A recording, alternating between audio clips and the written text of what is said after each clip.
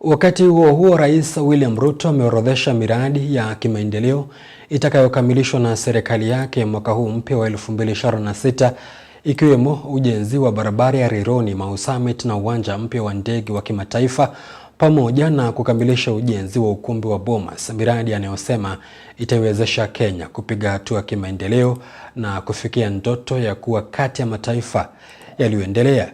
Akizungumza wakati wa sherehe za kukaribisha mwaka mpya jijini Eldoret, Rais Ruto amekuwa mwingi wa matumaini kwamba Kenya itaweza kuimarika, na hasa kutokana na mikakati waliyoweka kama serikali. James Mwangi na taarifa kamili. Rais William Ruto ameendelea kuonyesha imani kuwa ataipandisha hadhi ya taifa la Kenya kuwa miongoni mwa mataifa yaliyoendelea. 2026 is our year to take Kenya forward. Akizungumza wakati wa sherehe za kukaribisha mwaka mpya jijini Eldoret, kaunti ya Uasin Gishu, Rais Ruto ameahidi kukamilisha ujenzi wa barabara ya Rironi Mau Summit, kuendeleza ujenzi wa reli ya kisasa ya SGR, ujenzi wa uwanja mpya wa ndege wa kimataifa, pamoja na kukamilisha ujenzi wa ukumbi wa Bomas. Hii 2026 tunasukuma barabara ya Rironi kuja mpaka Mau Summit na itafika Eldoret iende mpaka Malaba. Tunaleta ile reli kutoka Naivasha itateremka iende Narok, iende Bomet. Tunajenga airport mpya, international airport, world class.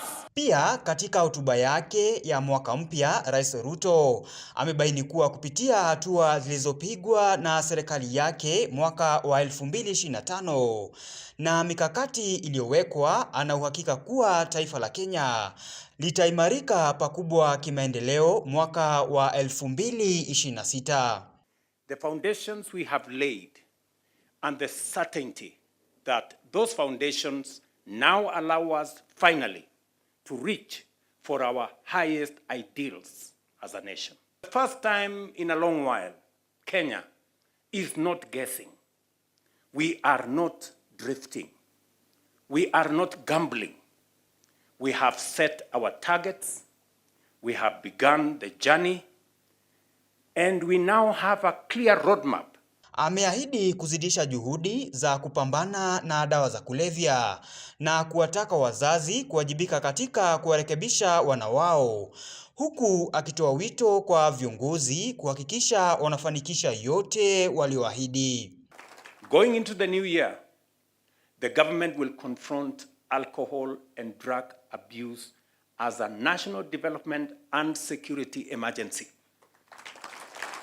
backed by political will, expanded enforcement capacity, and coordinated action across government. We cannot afford to delegate our children to others. We must guide them, protect them, and intervene early. James Mwangi, Undugu TV.